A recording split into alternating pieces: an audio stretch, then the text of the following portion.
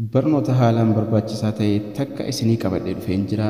Akka isin irraa barattan abdii guddaan qabaanillee yeroo baay'ee iimeelii bilbila keenyarra ni jira. Iimeelii sana ni fayyadamna. Pileestoorii irraas waa daawunlood godhachuudhaan yuutuubii keenyaafis ni fayyadamna. Garuu paaswordii isaa hin beeknu. Paaswordii isaa dagannee jirra. Haala salphaa ta'een paaswordii isaa deebifnee argachuu dandeenya. Iimeelii dhuma duraan fayyadamaa jiru sana waa hedduu irraa qabaachuu keenya mala. Haa ta'u malee paaswordii isaa hin beeknu. Kanaafuu akkamitti akka paaswordii isaa deebifnee argannu waliin ilaalla haala salphaa ta'e. Hundi keessanuu seetingii bilbila keessan irra jirurraa seetingii keessa seentu. Seetingii keessa erga seentanii booda Google jedhee jira. Bilbila hunda keessaniirrayyuu seetingii irra hogguu seentan Google sana keessa seenna. Kunoo Google jedhee ni jira. Seetingii hunda keessaniirrayyuu Google bakki jedhu kun as ni jira. Google setting bakki jedhu kun achirra tuquudhaan keessa seenna. Google irra hogguu seenne akkanatti iimeelii paaswordii san hin beekne san haala kanaan nu fida jechuudha. Iimeeliin keenya bilbila keenyarra ni jira. Garuu paaswordii isaa hin beeknu. Kiyya kunoo Abdulapp jedhee abdulapp@gmail.com iimeelii isaan hin beeka. Paaswordii isaa garuu hin beeku jechuudha. Kanaafuu manage your Google account bakka jedhu kanarra tuquudhaan kan nuti irra seennu. Manage your Google account irra tuqna. Hogguu irra tuqne home nuun jedhee jira. Jalqabarra personal info, data and personalization, security, people and sharing nuun jedhee hundi isaatu of jalatti ni qaba. Kun amma home jala jirra. Data ni jira, security ni jira. Kan nuti seennu garuu security ka jedhurra. Settingii irra gallee settingii keessaa Google irra data management sanaan booda security irra seenna. Security irra hogguu seennu security jala waan adda addaa kanatu jira. Password, use your phone to sign in, waan adda addaa nu fida. Security jala seennee jirra jechuudha. Amma wama sadii qofa tuqne security jala dhufnee jirra. Security jala hogguu seennu use your phone to sign in, bilbila kee fayyadamii sign in godhii nuun jedha. Sana fayyadamnee sanarra tuqna. Hogguu irra tuqnee waan inni nuun jedhu waliin ilaalla. Use your phone security jala use your phone to sign in. Use your phone to sign in ka jedhu kanarra tuqna. Amma hogguu irra tuqnee Google Chrome, UC, Samsung Internet, Firefox jedhee nu fida. Sanaan booda just once if always jira. Yeroo mara yoo mircaa akkasii nu fide just once ka jedhu kan nuti fayyadamuu qabnu. Google Chrome irra keenye just once. Always yoo filanne yeroo mara sanumaan baniidha beektaa. Kanaafuu just once ka jedhu kanarra tuqna jechuudha. Just once. Google Chrome irra keenye just once isii jettu sana tuqna jechuudha. Just once. Dagatina. Just once ka jedhu kana hogguu irra tuqne iimeelii keenya akkanatti nu fidee sign in nuun jedha. Iimeelii keenya ofumaaf itti galchaa nutti galchuu nu barbaachisu. abdulapp@gmail.com jedhee itti seenee jira. Kanaafuu next jennaan jechuudha. Next ka jedhu kana tuqna. Hogguu next tuqne waan itti aanummoo waliin ilaalame. Iimeeliin keenya gubbaarra ni jira. Next ka jedhu kun as ni jira. Next kanarra haa tuqnu. Next irra hogguu tuqne paaswordii itti galchinu jira. Paaswordii hin beeknu nuti. Kunoo bakka paaswordii iimeeliin gubbaarra ni jira. Enter paaswordii nuun jedha.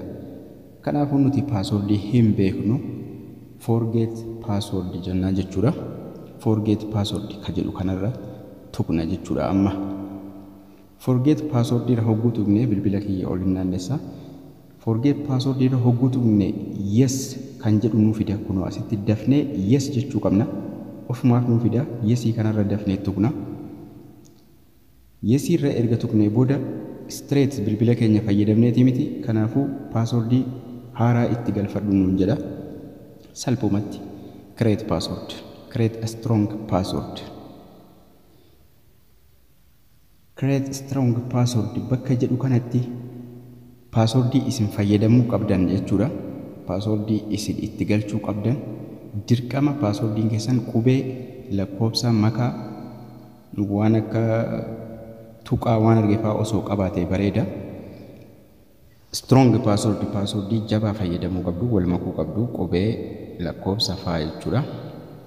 Amma password fayyadame kana ilaala asirratti. Oromiyaa tuqaa 123 asitti dogoggoree 122 godhe. Oromiyaa tuqaa tokko lama sadii Oromiyaa tuqaa takka lama sadii waan akkasiitiin fayyadamuu qabdu.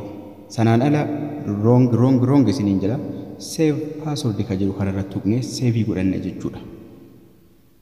Save password bakki jedhu sun ni jira. Save password godhanna jechuudha. Amma save password erga goonee booda security checkup jalatti phone number hin qabdanu, email recovery hin qabdanu nun jedhee waan adda addaa nu fida. Kunoo mallattoo raajeffannoo sanaan rakkina qaba emailiin yookaan balaadhaaf saaxilamuu danda'a jechuudha. Bilbila itti galchitanii lakkoofsa bilbilaa itti galchitanii gara fuulduraatti forget hogguu jettan jechuudha. Bilbila keessanitti akka passwordii isin ergu yookaan recovery emailii faatti galfattanii emailii lama fa'aa osoo fayyadamtanii bareedudha. Recovery kanatti galfattu. Amma already passwordii jijjiirree jirra.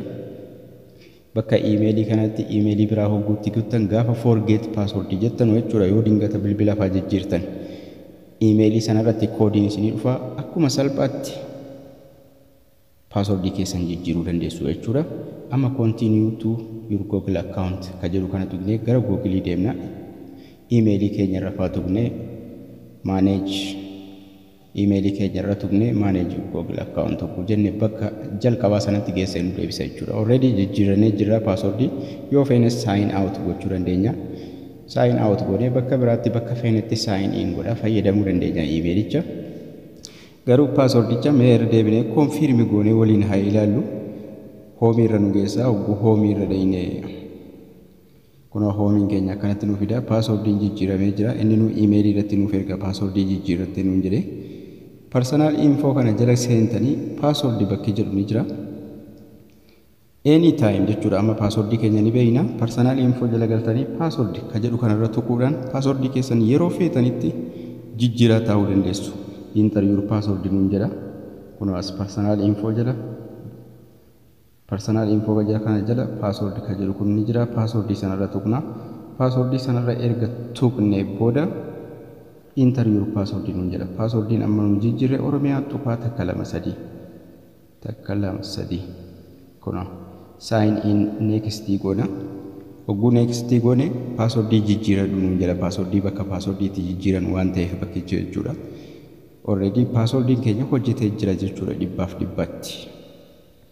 Kunoo jijjiiradu nuun jedha jechuudha. Yoo passwordii jalqabaa sana dogoggora ta'e garuu yoomuu jijjiirachuu dandeessanu haala amma isinitti agarsiise sanaan kan isin jijjiirachuu dandeessanu. Passwordii haaraa new password confirm new password jedha.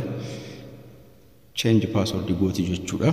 Haala kanaan password emailii keessan kan passwordiin isin jalaa bade yoo emailichi bilbila keessan irra jiraate haala kanaan fayyadamuu dandeessu. Haala kanaan haala salphaa ta'een jijjiirachuu dandeessu. Bakka feetanitti bilbila adda addaa irratti login godhaa YouTube'aafis ta'ee Gmail'dhaan waan adda addaati itti fayyadamuu dandeessu. Barnoonni keenya har'aallee kana fakkaata ture. Akkasiin irraa barattan abdii guddaan qaba. Galatoomaa ulfaadhaa nagayaan tura isiniin jedha. Warri maatii hin ta'in subscribe gochuu hin dagatinaa nagayaan tura.